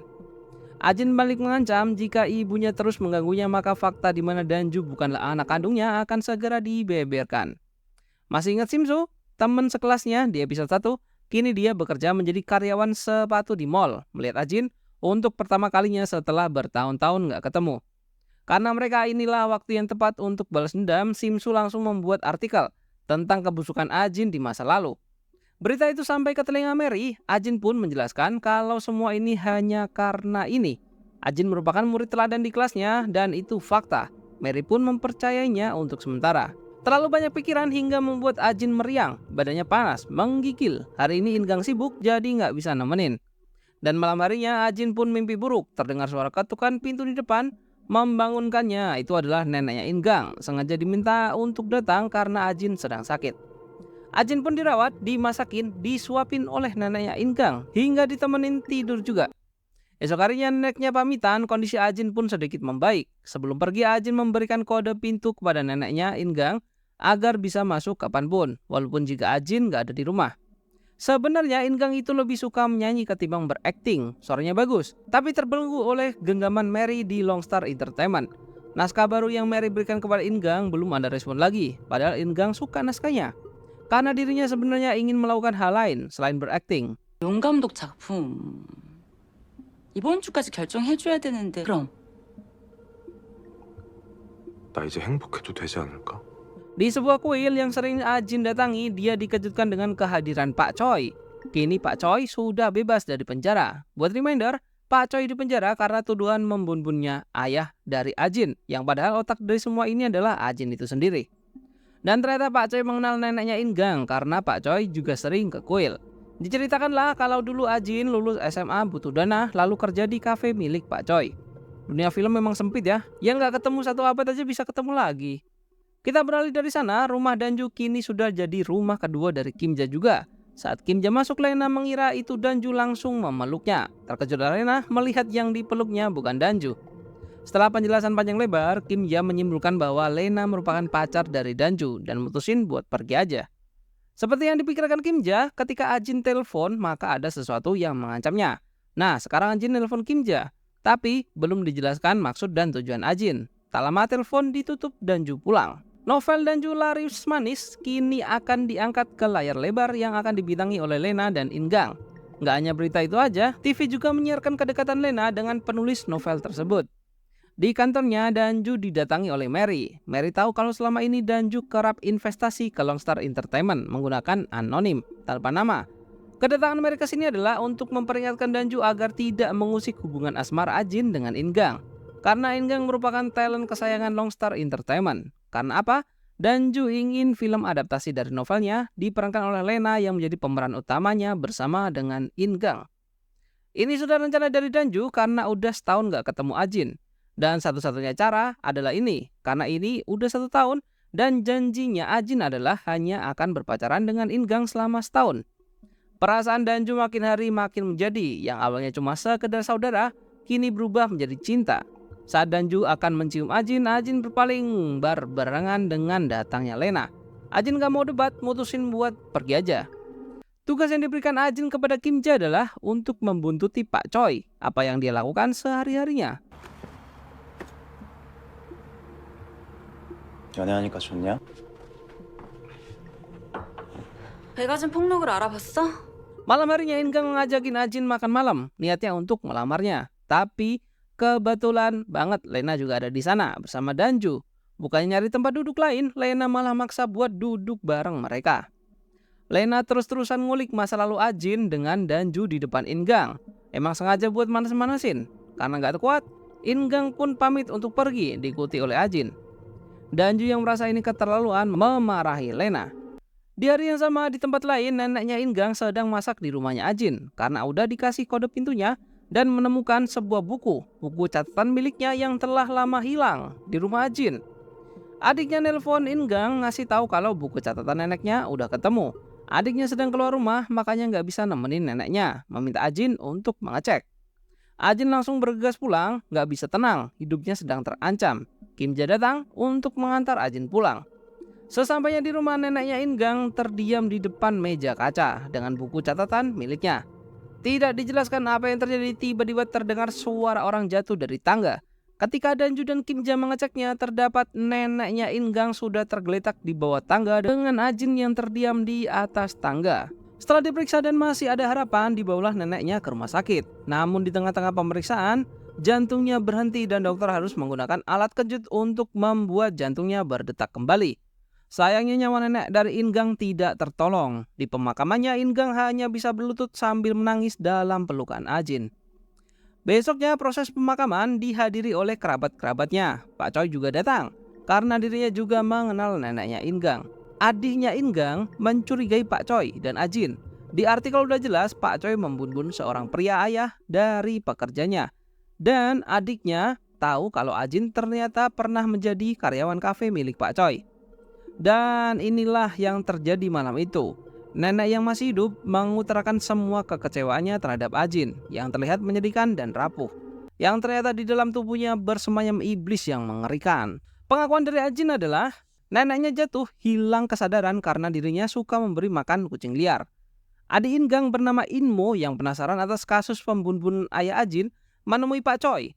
Alih-alih menjelaskan apa yang terjadi, Pak Choi melindungi Ajin dengan bilang bahwa Ajin tidak ada hubungannya dengan kasus pembunuhan ayahnya. Saat di penjara pada tahun pertama, Pak Choi sudah merencanakan balas dendam terhadap Ajin. Tahun kedua, berpikir kenapa kok Pak Choi yang dijadikan korban. Dan tahun ketiga, Pak Choi mulai sadar perbuatan Ajin ini karena di masa kecilnya tidak didampingi oleh orang tua yang bijak. Jadi tumbuh sebagai gadis yang iblis. Lalu seiring berjalan waktu, kebencian dalam diri Pak Choi kepada Ajin mulai memudar. Kembali pada Simsu yang mulai berusaha menyusun strategi untuk menjatuhkan karir Ajin. Tapi ada Kim Ja di sana. Jika kali ini Simsu ikut campur lagi dalam kehidupannya Ajin, maka Kim Ja lah yang akan menghancurkan karirnya Simsu. Saat Ingang menuju kamar, mendiang neneknya, seorang tetangga kamarnya memberikan kesaksian. Mendengar neneknya menangis, itu hal yang gak pernah terjadi seumur hidup tetangganya. Dan dia juga melihat seorang wanita cantik, tentunya yang dimaksud adalah Ajin, di pintu. Nenek itu memukuli dada Ajin sambil berkata, "Aku sudah mempercayaimu, namun kamu menipu keluargaku."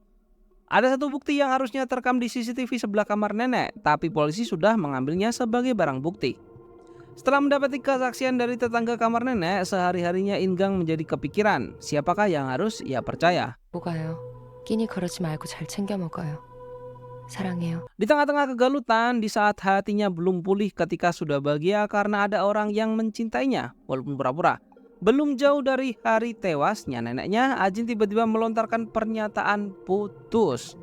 Dan disinilah sifat Ajin yang sebenarnya keluar. Cerita singkatnya, di artikel tertulis kalau Ingang sedang beli cincin. Tentu aja ini cincin lamaran buat Ajin. Nah, di film terbarunya, sutradara nggak mau kalau pemeran utamanya udah nikah, karena nanti chemistry-nya hilang. Ajin pun merasa kalau nanti menikah dengan Ingang, karirnya tentu akan turun, bukan malah melambung. Ingang sudah terbutakan dengan cinta. Perhatian palsu yang Ajin berikan padanya dikiranya itu nyata. Bahkan di saat Ajin mengaku bahwa dirinya yang mencuri buku catatan neneknya dan dialah dalang dari neneknya tewas, Ingang nggak bisa berbuat apa-apa, hanya terdiam. Artikel tentang putusnya hubungan mereka akan dibuat oleh Ajin dengan alasan putus karena jadwal yang padat.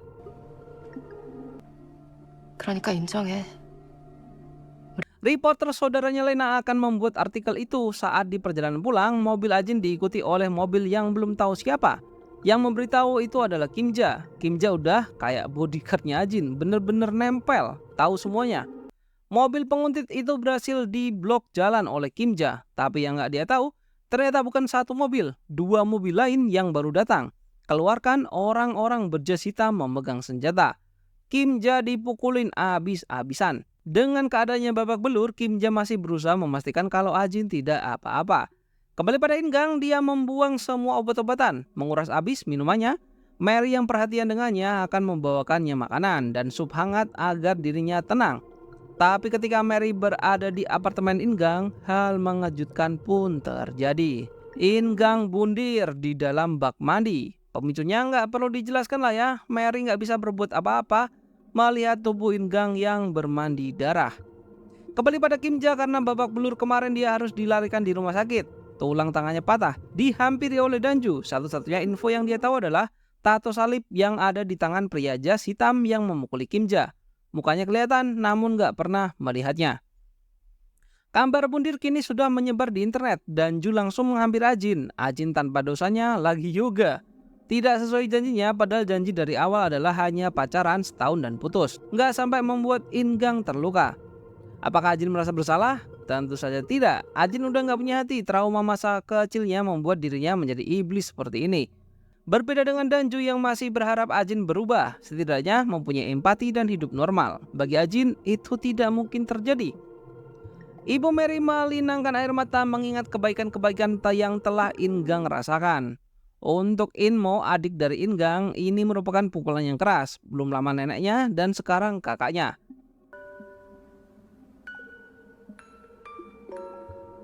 Keesokan paginya, gedung Longstar Entertainment dibanjiri oleh para pendemo yang menyalahkan Ajin atas perbuatan ini.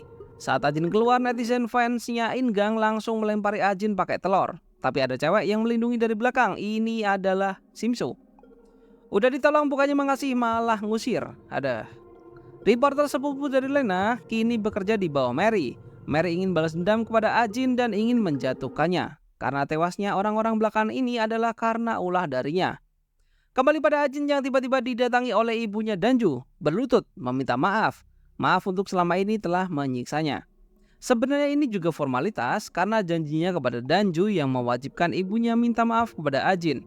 Gak tahu kenapa tiba-tiba Ajin tertawa, bener-bener kayak orang sakit jiwa. Yang dipegang Danju adalah flash disk yang isinya rekaman CCTV dari kamar yang dekat tangga, di mana TKP neneknya Ingang tewas. Jadi ini yang terjadi. Neneknya emang suka ngasih makan kucing di dekat tangga, meminta Ajin mendekat karena ingin memperlihatkannya. Seperti yang dikatakan Ajin ke detektif tempo hari, neneknya pusing, kehilangan kesadaran dan jatuh dari tangga sendiri. Jadi bukan didorong oleh Ajin. Setelah melihat rekaman CCTV itu, Danju jadi keikutan kayak orang gila.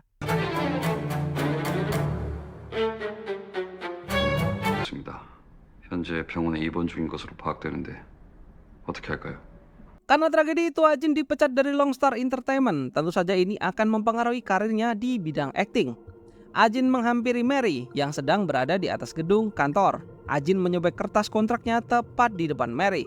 Pemecatan ini murni ingin membalas dan dendam dari Ingang dan berniat mengembalikan Ajin kembali ke tempat asalnya, di mana maksudnya orang biasa aja. Kini Mary juga percaya kalau Ajin lah pelaku utama pembunuhan terhadap ayahnya.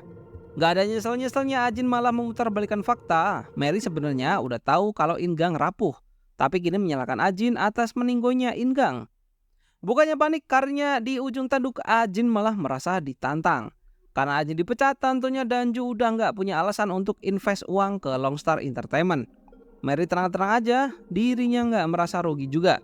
Ibunya Danju sedang mengalami sakit. Dia akan segera operasi dan membutuhkan implan dari keluarganya. Makanya dari kemarin deketin keluarganya lagi. Dan semua perlakuan baik ibunya ke Ajin dan ke Danju sebelum-sebelumnya adalah karena ibunya butuh donor ginjal. Mendengar itu semua, Danju sedikit tersentuh, tapi Ajin selalu ngasih tahu kalau ibunya adalah orang yang kejam, dulunya suka nyiksa Ajin. Mary bertindak sangat jauh. Dia menghubungi semua agensi dan memastikan jangan pernah mengambil artis Ajin. Di depan Danju dan Kimja, Ajin berpasrah. Salah satu dari mereka, Ajin atau Mary, harus ada yang tewas. Baru semua ini selesai. Esok harinya Danju mau memberikan satu ginjal kepada ibunya, melunasi hutangnya, dan membiayai biaya operasi dengan 2 syarat. Pertama, nggak usah muncul di hadapan Ajin lagi. Kedua, jangan muncul di depan kakek. Di hari yang sama di tempat lain, tiba-tiba polisi membawa surat penangkapan terhadap Mary tentang tuduhan korupsi dana perusahaan, meminta waktu 5 jam untuk menggeledah dan mencari bukti. Gak cuma itu, video Mary yang menampar Ajin juga tersebar di internet, menyuap reporter agar kasusnya viral. Melihat itu, Ajin pun tersenyum puas. Esok harinya, sebelum operasi ginjal, Danju menelpon Ajin untuk memberi kabar kalau dirinya lega karena Mary kini sudah ditangkap. Lepas satu yang bikin dia cemas. Ternyata ada satu PH yang mau menawarkan kontrak kerja kepada Ajin, walaupun kini reputasinya sedang jelek. Simsu masih di rumah Ajin, melihat ada tas yang harganya mahal, dirinya langsung mengambilnya dan berencana untuk dijual. Sementara itu terdapat pria misterius yang membuntuti Kimja. Pria itu juga sudah menanamkan alat penyadap di bawah meja kerja Kim Ja. Masih belum dijelasin dia siapa. Kim Ja diminta Ajin untuk mengantarnya ke tempat PH yang tadi nelponnya. Kim Ja juga udah berjanji untuk melindungi Ajin selagi Danju lagi jauh. Pertemuan pertama Ajin dengan CEO yang mau memberikan kontrak menggiurkan. Yang punya agensi ini namanya Pak Mon. Entah apa hubungan mereka, tapi Pak Mon sangat ingin agar Ajin ada dalam PH-nya. Dan inilah Pak Mon itu. Dan Ajin pun berkenalan dengan Pak Mon. Ajin berterima kasih karena masih mempercayainya di saat yang lain berpaling. Pak Mon selalu menyumbangkan penghasilan perusahaan 15% setiap tahunnya untuk didonasikan kepada orang yang kurang mampu. Nyambung sama Ajin yang kini sudah menjadi yatim piatu. Setelah operasi selesai hari ini, Danju sudah mulai boleh pulang ke rumah. Langsung mau bahas soal next rencana ke depan bersama Kim Ja nanti malam. Entah apa yang direncanakan oleh Pak Mon mempunyai data-data pribadi dari Kim Ja dan Danju. Dan sasaran pertamanya adalah Kim Ja. Karena Danju habis operasi biar dia pulih dulu. Mary kini sudah mendekam di penjara karena bukti sudah ada, surat penahanan akan segera dikeluarkan.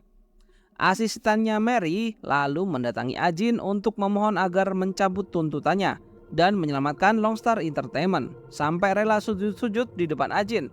Tetap saja Ajin gak mau bantu, malah nyaranin buat bunuh diri saja. Ajin udah tanda tangan, kini dia resmi gabung ke dalam DO Entertainment, naungan Pak Mon. Kita kembali pada Danju dan Kim Ja. Kim Ja menceritakan tentang tempo hari saat dia diserang oleh segerombolan orang yang membuntuti Ajin dari belakang. Tapi yang gak mereka sadari saat mereka sedang ngobrol di luar sudah ada anak buah Pak Mon yang akan membakar kantor Kim Ja. Jadi mereka kini berada di kantornya Kim Ja kerja.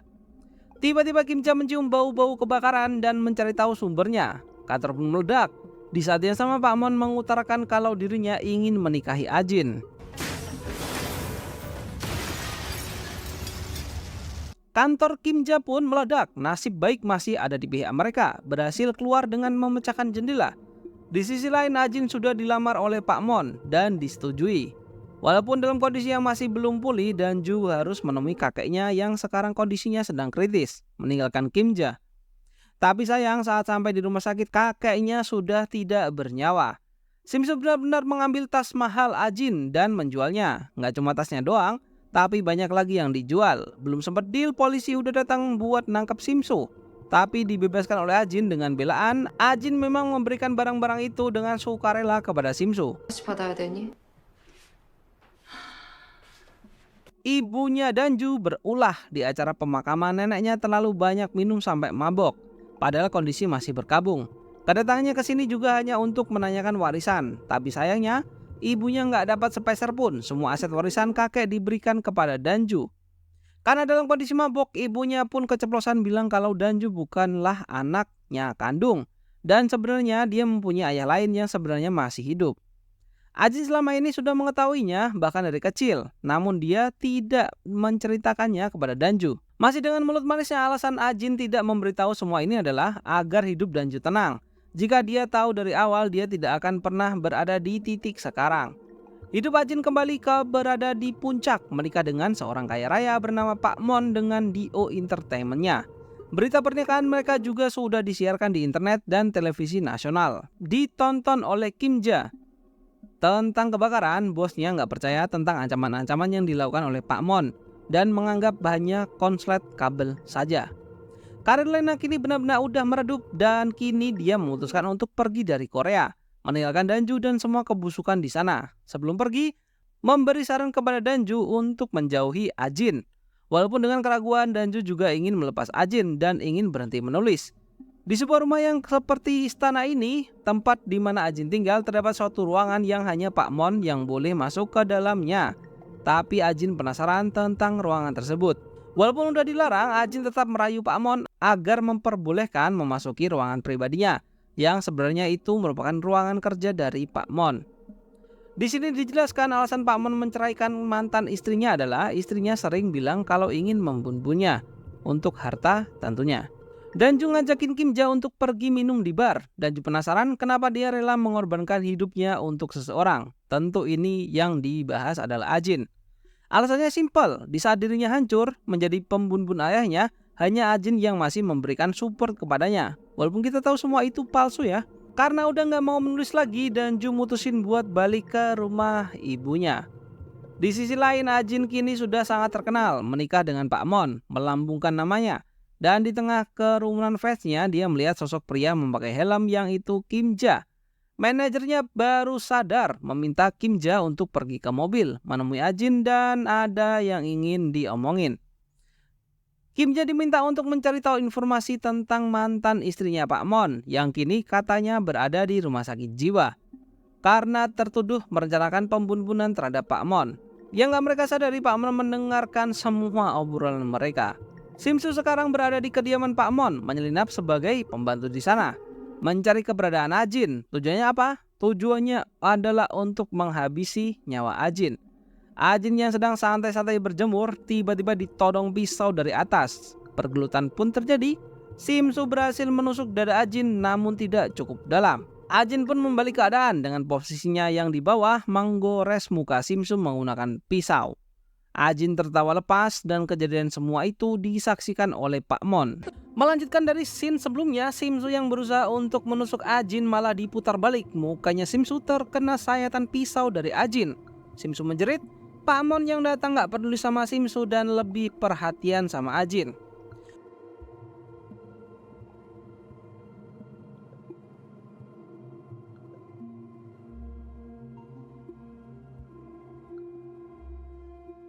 더 자. 아무 걱정하지 말고.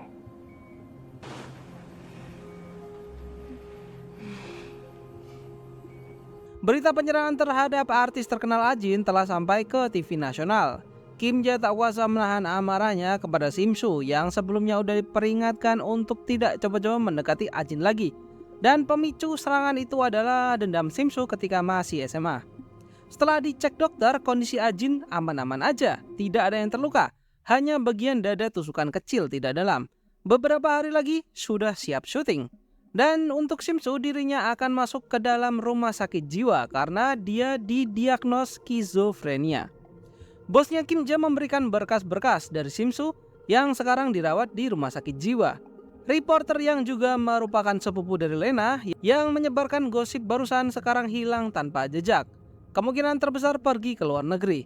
Kim Ja juga diberikan rekaman CCTV dari rumah sakit jiwa tersebut dan mendapati ada orang yang kemarin memukuli Kim Ja. Emang dari awal niatnya ibunya Danju nyuruh agar pindah ke rumah adalah ya untuk dipelorotin duitnya. Udah minta ginjal, sekarang minta shopping. Saat mau balik dari shopping, Danju diberhentikan oleh seorang produser film yang sebelumnya sudah beberapa kali menghubunginya namun tidak ada respon. Meminta waktunya sebentar untuk ngobrol. Awalnya Danju menolak karena udah nggak mau jadi penulis, tapi ibunya bilang nggak apa-apa, dia akan pulang sendirian. Produser itu salut dengan Danju. Masih muda namun bisa menulis cerita yang sangat bagus. Dia juga bercerita tentang Ajin yang belakangan ini terkena kasus, di mana teman SMA-nya menyerangnya di kediamannya sendiri. Lalu rumor pun beredar buku yang ditulis oleh Danju mirip dengan kisahnya Ajin di dunia nyata. Produser ingin membahas itu, apakah benar bahwa bukunya terinspirasi kisah Ajin di dunia nyata, tapi Danju mengelak dan membenarkan bahwa buku itu murni fiksi. Danju menghubungi Kim Ja untuk menanyakan tentang serangan Simsu yang dilakukan kepada Ajin. Rumor yang beredar adalah bintang artis terkenal punya sifat sosiopat. Sejak kecil dia memanipulasi orang untuk mencapai keinginannya. Walaupun jiwanya psikopat, Ajin juga bisa terkena trauma. Sejak kejadian kemarin dia jadi trauma sama orang yang membawa pisau. Bahkan dengan pelayan di rumahnya juga. Ajin minum teh, tiba-tiba dirinya udah ada di sebuah ruangan. Ajin kehilangan kesadaran. Setelah minum teh, dia mengacak-acak dapur, merusak pintu dapur dan pintu kamar kerja Pak Mon. Dan itu dilakukan tanpa sadar. Dia tidak mengingat apapun. Ajin kini benar-benar kayak orang sakit jiwa, meminta pembantunya untuk bilang ke Pak Mon, ini hanya karena Ajin mabok doang. Pada hari itu, kesehariannya Ajin digunakan untuk mabok doang, minum sampai teler, dan tanpa sadar menghubungi Kim Ja. Esok harinya Ajin udah mulai syuting lagi. Dia menyembunyikan kondisinya, seolah tidak terjadi apa-apa, yang padahal faktanya psikisnya udah kena.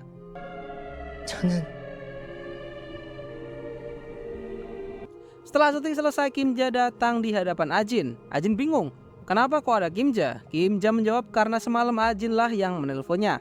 Itu saat Ajin dalam kondisi mabuk tanpa sadar nelpon Kim Ja. Di dalam gereja tempat prosesi syuting, Ajin pun mulai melancarkan manipulatifnya.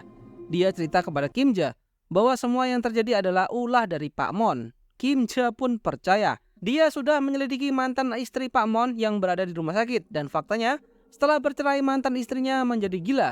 Jadi semakin menebalkan bahwa Pak Mon itu orang yang sangat jahat.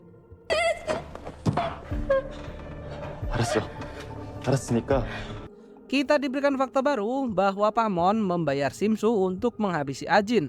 Tapi tetap aja Kim Ja nggak percaya dan ngira kalau Simsu hanya membual doang. Kim Ja yang memang udah terkena skill manipulatif Ajin memberi saran kalau memang nggak bisa cerai, maka kita harus mengendalikan Pak Mon agar nggak bisa mengganggu Ajin lagi. Lah, babi amat ya. Lagi dan lagi di malam hari Ajin pun mimpi buruk, histeris, memecahkan kaca hingga tangannya luka. Puas banget. Mentalnya Ajin udah kena karena trauma tuh anak. Pak Mon datang dan menenangkan Ajin. Di saat Pak Mon menenangkan Ajin, walaupun sebenarnya keduanya mau menghancurkan satu sama lain, Danju dan Kim Ja melakukan pertemuan di kantor. Ini nih yang aku suka. Danju kini matanya udah terbuka ketika Kim Ja bilang Ajin dalam bahaya karena suaminya gila ingin menyelakai Ajin. Danju tidak percaya karena nggak punya bukti dan berusaha untuk menyadarkan Kim Ja bahwa dirinya hanya mau dimanfaatkan oleh Ajin. Karena selama ini itulah sifat Ajin, nggak pernah puas.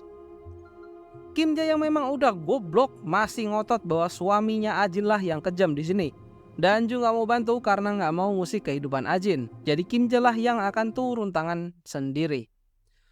Biar gue jelasin apa yang terjadi. Tiba-tiba naskah yang Ajin bintangi dirubah secara tiba-tiba. Nggak dijelasin sebelumnya apa, tapi adegan barunya adalah Ajin harus memukul orang dengan menggunakan tongkat baseball hingga tewas. Nah loh, mirip seperti adegan asli ketika Ajin memukuli ayahnya hingga tewas.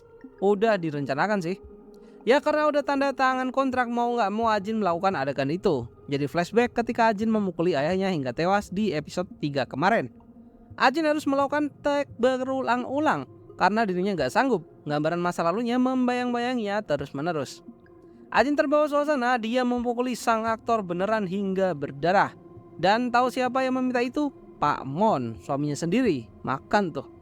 Berita pun tersebar di internet Ajin memukuli stuntman karena mendalami peran. Ajin menemui Pak Mon di kantornya untuk menanyakan kenapa naskah filmnya dirubah olehnya. Jadi yang diberikan Pak Mon, harta, kekayaan, strata bukan semata-mata tanpa pamrih. Pak Mon juga ingin Ajin untuk menjadi istri yang baik. Namun karena sifatnya Ajin memang nggak bisa puas, dirinya nggak mau nurut. Makanya Pak Mon melakukan sejauh ini. Pak Mon mendorong Ajin ke kolam. Tiba-tiba kenangan masa lalunya teringat kembali ketika ibu tirinya menenggelamkan kepalanya di bak mandi. Setelah itu menelepon Danju untuk datang ke sini karena kondisi Ajin sekarang tidak stabil dan meminta Danju untuk menjaganya. Karena dia ingin tidur di hotel malam ini. Danju awalnya kaget kok bisa tahu nomornya dari mana. Danju pun datang masih dengan skill yang sama. Ajin nangis-nangis, teriak kayak orang gila, merendahkan dirinya sendiri di depan Danju untuk mencari empati. Dan berniat mengambil posisinya Pak Mon dan menyingkirkannya, tepat seperti yang Danju pikirkan. Ajin mencari HP-nya, menelpon Kim Ja, mengatakan dirinya sudah tidak kuat dengan perlakuan Pak Mon suaminya.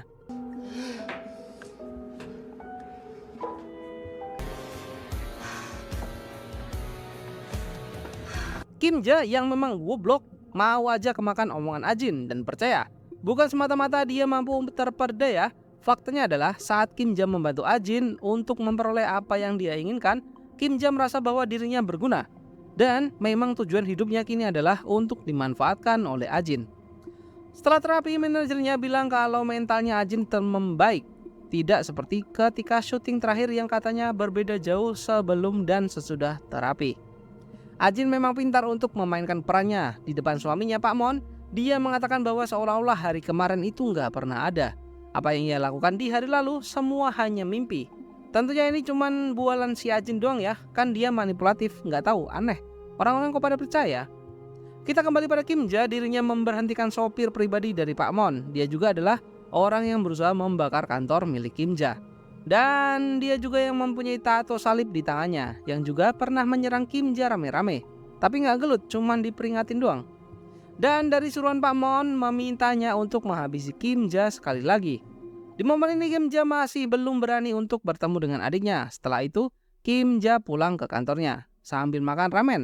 Tiba-tiba dari luar kantornya udah dikepung oleh anak buah suruhan dari Pak Mon. Kim Ja berhasil lolos menggunakan motor, tapi tidak lama karena di belakangnya sudah berbaris mobil berusaha mengejarnya. Kim Ja berujung di sebuah apartemen di lantai atas. Setelah pergelutan yang sengit, dirinya harus tumbang dan jasadnya dibuang dari lantai atas. Ternyata semua ini sudah direncanakan oleh Kim Ja. Dirinya memasang kamera tersembunyi di atas gedung untuk merekam semua kejadian yang dilakukan oleh anak buah Pak Mon. Pak Mon datang ingin melihat jasad dari Kim Ja dengan matanya sendiri. Belum dijelaskan masih hidup apa enggak, Kim Ja dimasukkan ke dalam tong. File hasil rekaman tersebut dikirimkan kepada Ajin. Nomor itu nggak bisa dihubungi dan sadar kalau Kim Ja sudah tewas, dibunuh oleh anak buah suruhan dari Pak Mon. Ajin meneteskan air mata bukan karena sedih kepergian Kim Ja, melainkan berkurangnya orang yang bisa dimanfaatkan.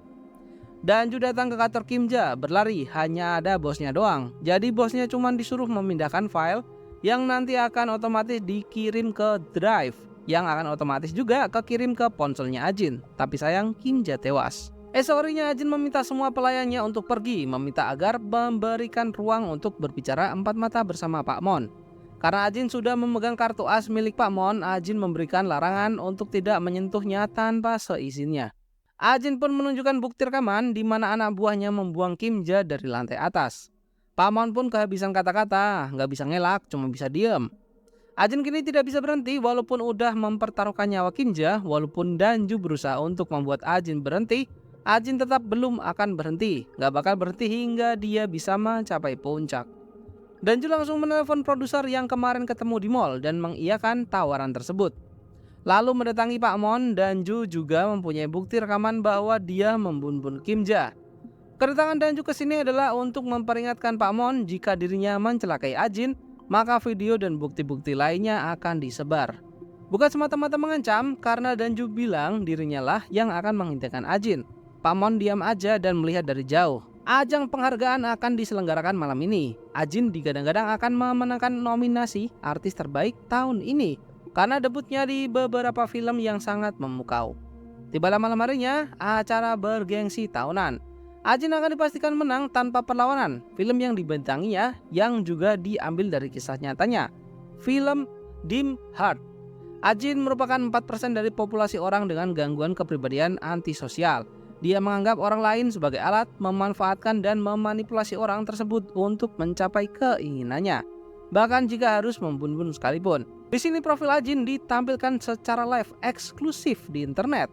Pendapat orang awam, Ajin merupakan orang yang baik saat SMA kepada guru dan siswa lain. Namun pendapat orang yang mengenalnya lebih dekat sangatlah berbeda. Simsu mengatakan Ajin merupakan iblis bermuka dua. Ajin menang penghargaan, tapi yang dia nggak tahu yang ditonton oleh orang-orang di Korea adalah video tentang Ajin yang membahas masa lalu. Intinya di TV sekarang sedang menyiarkan profil dari Ajin dan segala kebusukannya. Di saat Ajin sedang pidato atas kemenangannya di Blue Dragon Award, di sisi lain di TV nasional menyiarkan kebusukan dari Ajin. Semuanya benar-benar semuanya ditampilkan. Bahkan sekarang orang-orang yang berada di Grammy Award menonton siaran langsung tersebut. Dan dalang dari semua itu adalah Danju. Danjulah yang membuat video dokumentasi perjalanan Ajin dari awal hingga sekarang. Ajin yang marah membanting piala citranya. Ajin panik langsung berlari keluar dari gedung. Dia berlari di jalanan, tapi semua mata orang tertuju padanya. Aibnya kini sudah terbongkar. Orang-orang kini sudah tahu wajah asli di balik senyuman Ajin. Danju pun melihat itu dan menjemputnya. Danju juga udah kehilangan arah. Selama ini kita pikir Danju sudah waras, ternyata belum.